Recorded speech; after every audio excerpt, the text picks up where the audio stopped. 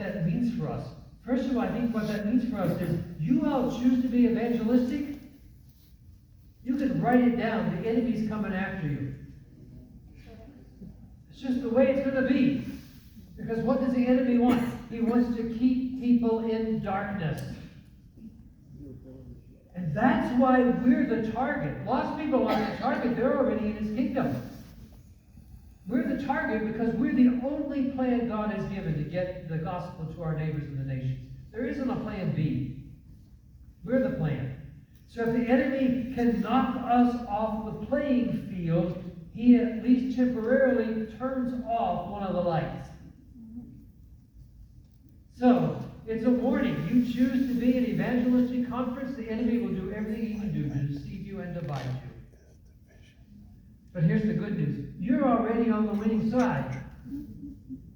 Jesus has already disarmed the powers through his death on the cross. And you read the first part of Ephesians 6 before Paul tells the Ephesians to put on the armor of God. Here's what he says.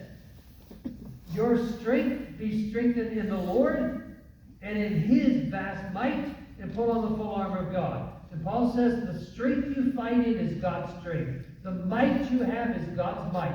And the very armor you wear is not your armor. It's God's armor. So God gives us his strength. God gives us his might. God gives us his armor. And here's what we know. The Son of God is ever interceding for us.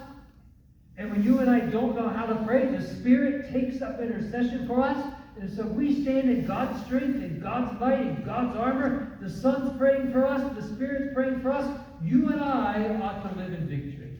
Amen. And